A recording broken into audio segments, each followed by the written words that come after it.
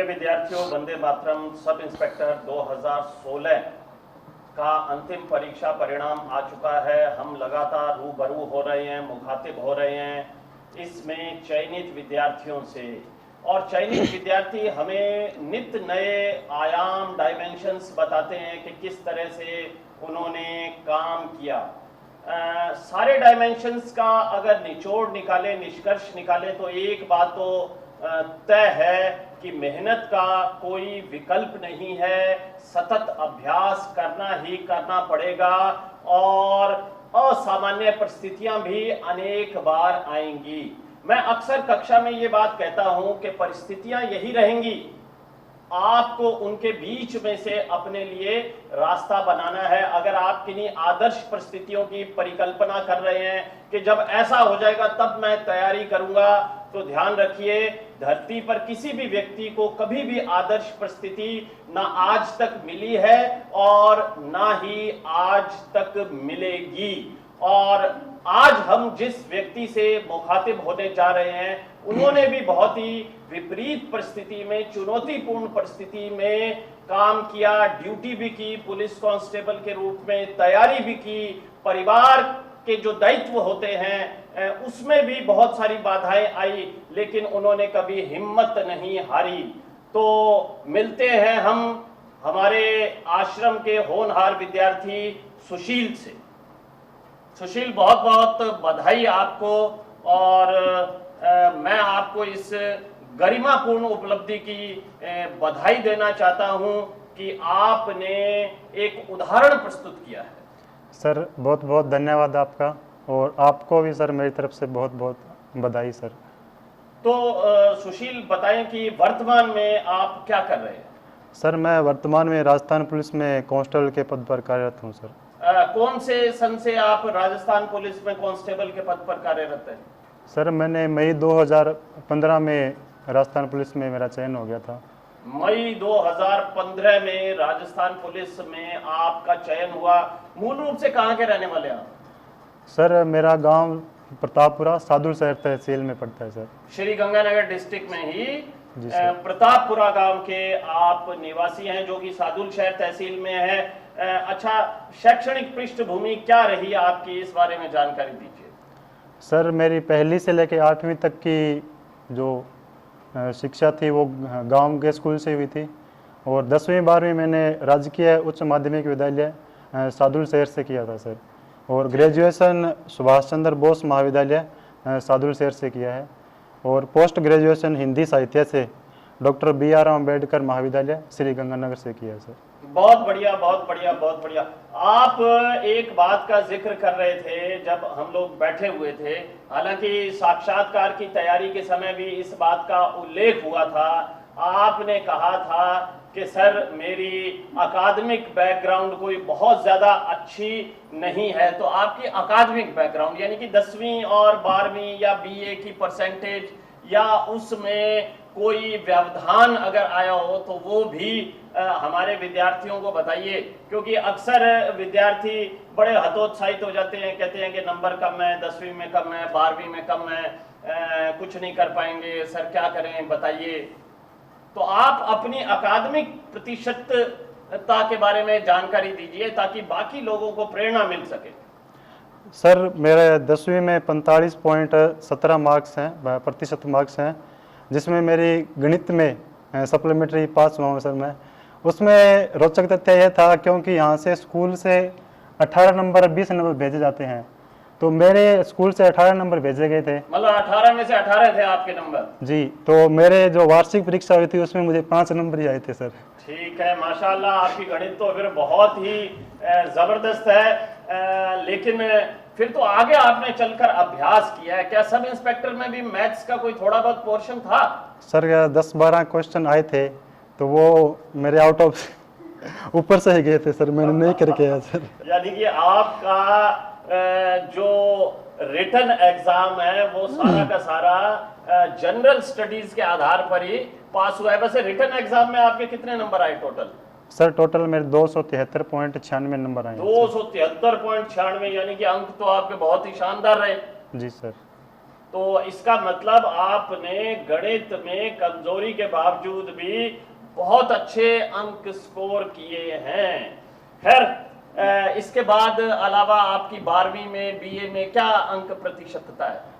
Sir मेरी 12वीं में 56.92%, अंग्रेजी विषय में ग्रेस से पास, और ग्रेजुएशन में सर 50.50% बने हैं, और मेरी पोस्ट ग्रेजुएशन हिंदी में 47.48% नंबर से मैंने पास ठीक किया है, है सर। ठीक है, ठीक है। यानी कि अकादमिक पृष्ठभूमि अगर आपकी देखें तो कोई बहुत बढ़िया नहीं है, लेकिन आप फिर भी पहली बार में ही कांस्टेबल बनने में कामयाब हुए थे। जी सर, मैंने पहली बार कांस्टेबल दिया था और पहली बार ही सब इंस्पेक्टर परीक्षा दी है सर।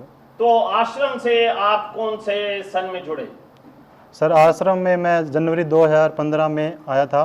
पटवारी का बैच चल रहा था, उसमें मैंने एडमिशन लिया था, तो लगभग मैं 2-2.5 महीने रहा था। उसके 2-2.5 बाद महीने रहे तब? जी ठीक सर, है, उसके बाद में मेरा राजस्थान पुलिस कांस्टेबल में सिलेक्शन हो गया था। ठीक तो है। एक बार मैं आश्रम से थोड़ा दूर हो पृथक हो गए, ठीक है, ठीक है। तो बिल्कुल स्वाभाविक था, क्योंकि पुलिस में चयन के बाद कांस्टेबल के रूप में आपने प्रशिक्षण लिया होगा, शायद 9 महीने के लगभग प्रशिक्षण होता है। जी सर। हाँ, तो उसके बाद में 2016 में एसआई की वैकेंसी आई, तो उस समय मैं प्रशिक्षण प्राप्त करके वापस अपने पदस्थापन जिला श्री गंगानगर में आ गया था। उसके बाद में मैं जैसे भी टाइम मिलता था, अगर छुट्टी के दिन छुट्टी लेके या कोई अधिकारियों से परमिशन लेके मैं समय समय पर आश्रम में आता था और आपके मार्गदर्शन में कार्य करता था। और जो भी टेस्ट होते थे संडे को या जैसे, तो वो मैं टेस्ट देता था और आश्रम से लगातार मैं जुड़ा रहा था सर। मतलब इसका कहने का आशय, आपका कहने का आशय ये हुआ कि आप भले ही राजस्थान पुलिस में चले गए, लेकिन आपका आश्रम की योजना, आपका आश्रम की कार्यप्रणाली में विश्वास बरकरार रहा और आप काम करते रहे। छोटे पेपर भले ही आप नहीं दे पाए, लेकिन बड़े पेपर देने आप अवश्य उपस्थित होते थे रविवार को। जी सर। और बड़े पेपर्स में आपकी रैंक कैसी रहती थी? सर 20 अंडर 20 में लग आता था, तो 1-2 बार जैसे दूसरी तीसरी रैंक आई है, ऑल ओवर में 20 रैंक के अंडर आ जाता मतलब अंडर 20 आपने टेस्ट में स्कोर किया है, बहुत बढ़िया सुशील जी। अच्छा सुशील जी, पुलिस में रहते हुए तैयारी करना, अच्छा एक मजेदार मेरे को बात और भी लगती है कि अनेक पुलिस कांस्टेबल्स जो हैं वो सब इंस्पेक्टर के लिए चयनित होते हैं। जी सर। शायद भीतर एक भाव रहता है, एक आग रहती है कि मुझे 2 सितारे लगवाने हैं। मैंने आपका व्हाट्सएप स्टेटस भी देखा है, क्योंकि ये मेरी आदत है कि मैं अपने विद्यार्थियों के व्हाट्सएप स्टेटस देखता रहता हूं कि क्या वो लिखते हैं, क्योंकि उससे उनके भीतर जो द्वंद्व चल रहा है या उनके भीतर जो सोच है वो स्पष्ट हो जाती है। और मैंने आपके व्हाट्सएप स्टेटस पर आज तक देखा है मिशन 2 स्टार, तो वो मिशन तो आपका पूरा हो गया। जी सर। और अब आपने व्हाट्सएप स्टेटस को बदल भी दिया है और उसे कर दिया है mission 3 star. Sorry sir, RPS. हाँ, वही मिशन 3 3 स्टार। हो गया सर। नेचुरली आरपीएस की ही बात कर रहा हूं, क्योंकि डायरेक्ट 3 स्टार तो तभी लग सकते हैं जबकि आप आरपीएस बने। तो क्या आपने आरएएस की अभी जो मुख्य परीक्षा हुई थी वो भी दी थी? जी सर, मुख्य परीक्षा दी थी सर मैंने, लेकिन उसमें इंटरव्यू कॉल नहीं हुआ सर मुझे। आपको इंटरव्यू कॉल नहीं हुआ। खैर, आप अब थानेदार तो बन ही चुके हैं और अब बारी है आरपीएस बनने की, तो काम आप बददस्तूर जारी रखिएगा। लेकिन मुझे लगता है कि एक कांस्टेबल की अपेक्षा एक सब इंस्पेक्टर पर कार्यभार और दायित्व अधिक होते हैं। जी सर। तो क्या इनके बीच में सामंजस्य बिठाते हुए आप अध्ययन जारी रखेंगे?